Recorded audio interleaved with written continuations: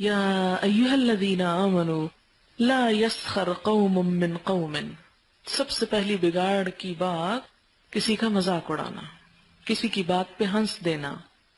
لا یسخر، نہ مذاق اڑائے، قوم، ایک قوم، من قوم، کسی قوم کا.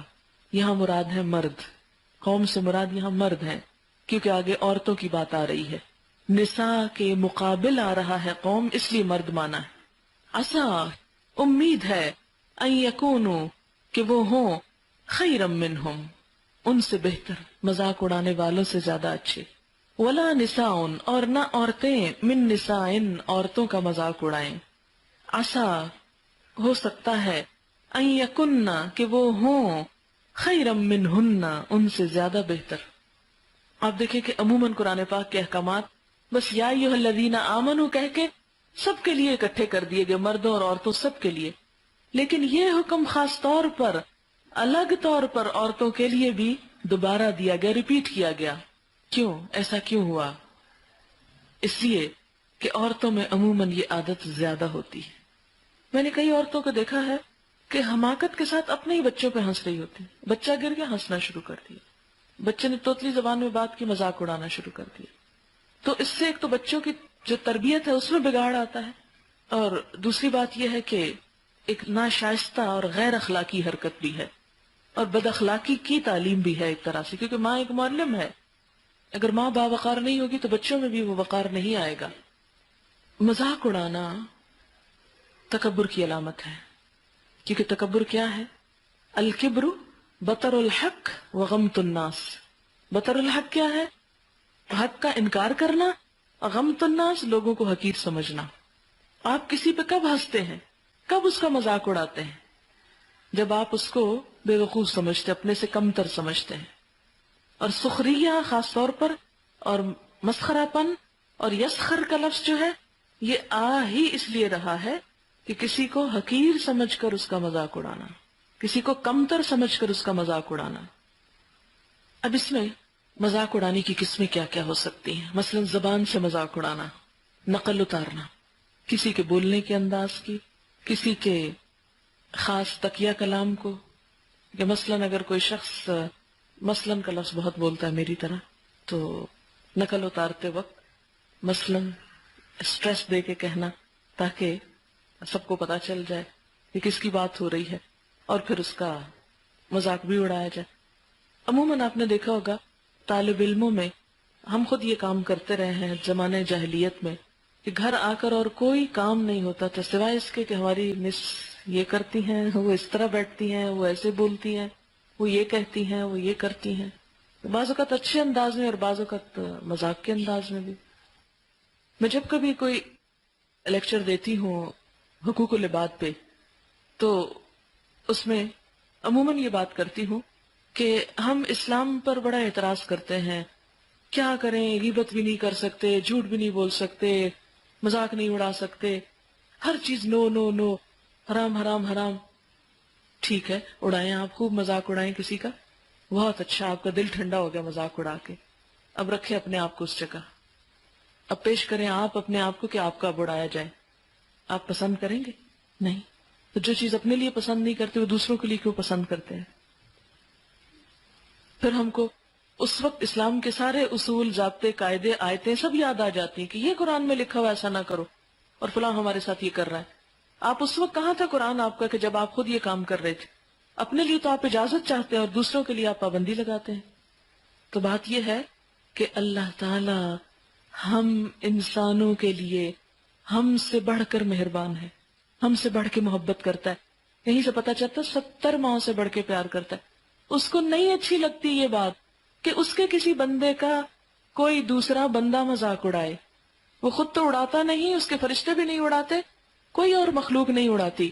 انسانوں کا مذاق انسان ہی اڑاتے ہیں. تو اللہ تعالیٰ کو انسانوں سے پیار ہے، اپنے بندوں سے.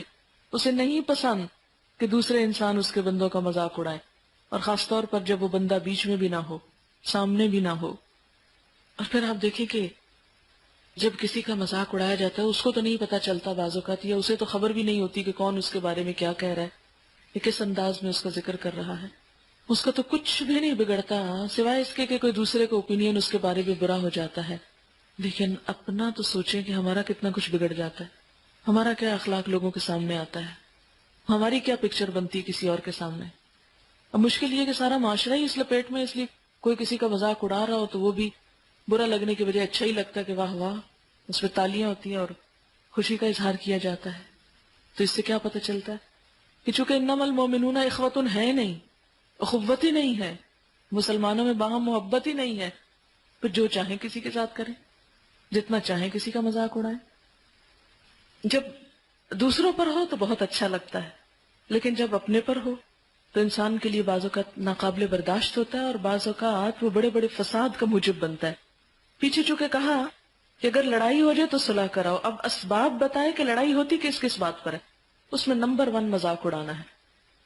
اس میں ایک اور بات یاد رکھیں کہ زبان سے کسی کا مذاق اڑانا نمبر 1، نمبر 2 کسی کی نقل اتارنا، خواہ اس کے لباس کی ہو، خواہ اس کی چال کی ہو، خواہ اس کی بولنے کی ہو، خواہ اس کے تکیہ کلام کی ہو، یا اس کی طرف اشارے کرنا. مثلا اگر کسی کا ازار بند لٹک رہا ہے اور دوسرے لوگ متوجہ نہیں تو اشارہ کر کے نہ دیکھو وہ کیسے بیٹھا ہے، اس کی فلاں چیز نظر آ رہی ہے. یا کسی کے چہرے پہ یا لباس پہ کوئی داغ ہے تو اس کی طرف لوگوں کو متوجہ کرنا، یہ بھی مذاق اڑانے میں آتا ہے. اس کے کسی کام یا اس کی شکل و صورت یا لباس یعنی ڈریس کے اوپر کوئی نقص نکالنا یا عیب کی نظر سے دیکھنا یا لوگوں کو توجہ دلانا، یہ سب دوسرے کو حقیر کرنے میں یہ چیز شامل ہو جاتی ہے.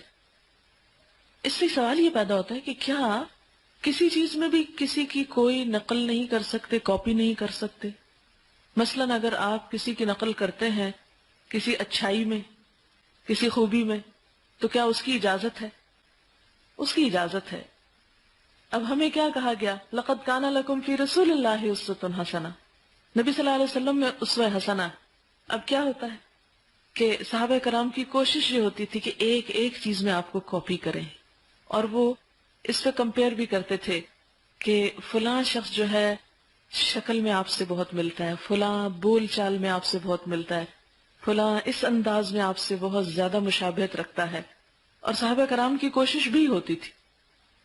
تو کسی اچھے سٹائل کو اپنانا یا اس کی نقل کرنا وہ تحقیر کے لیے نہیں ہوتا، وہ تو تعظیم کے لیے ہوتا ہے. مثلا بعض اوقات کسی کے ڈریس سے آپ متاثر ہو کر اس جیسا ڈریس پہنتے تو آپ اس کا مطلب یہ نہیں کہ اس کا مذاق اڑا رہے ہیں، یعنی نقل اتارنے کی بات ہوئی نا تو اس سے کاپی کرنا چاہیے. اسی طرح بعض اوقات کسی کے بولنے کے سٹائل کو آپ کاپی کرتے ہیں، آپ کسی بھی چیز سے امپریس ہوتے ہیں تو آپ اپنے سٹائل میں وہی چیز لانا چاہتے ہیں، تو یہ اس میں نہیں آتا. میں مثلا اب جو پڑھاتی ہوں تو اگر آپ میرے استادوں کو ملے تو آپ دیکھیں گے کہ ہر ایک میں سے کچھ نہ کچھ لے کے ایک اور چیز بنائی ہوئی ہے. کسی کے بولنے کا انداز، کسی کے عربی پڑھنے کا انداز، کسی کی کوئی اور چیز. تو لازمی طور پر انسان اپنے بڑوں سے سیکھتا ہے. آپ نے دیکھا ہوگا کہ بچے اسی ٹون میں بات کرنے لگتے ہیں جس ٹون میں ماں باپ کرتے ہیں. تو یہ نقل کا جذبہ بچپن سے ہی انسان کی انسٹنکٹ میں ہی ہے، جبلت میں ایک طرح سے، اور یہ سیکھنے میں بڑی مدد دیتا ہے. یہاں پر اسلام کیا کر رہا ہے؟ اسے ایک پازیٹیو رخ دے رہا ہے.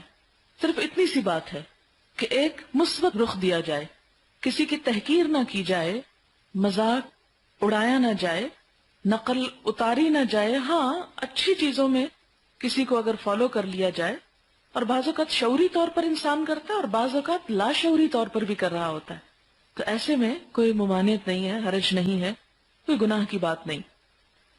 پھر خاص طور پر آپ دیکھیں کہ عورتیں عورتوں کا نہ اڑائیں، مرد مردوں کا نہ اڑائیں. اس سے ایک اور بات بھی انڈائریکٹلی پتہ چلتی ہے کہ اسلام میں اس طرح کی مکس گیدرنگ جس میں بیٹھ کر کھلی بات چیت ہو رہی ہو، عورتیں مردوں کا یا مرد عورتوں کا مذاق اڑا رہے ہیں، اس کی گنجائش نہیں نکلتی.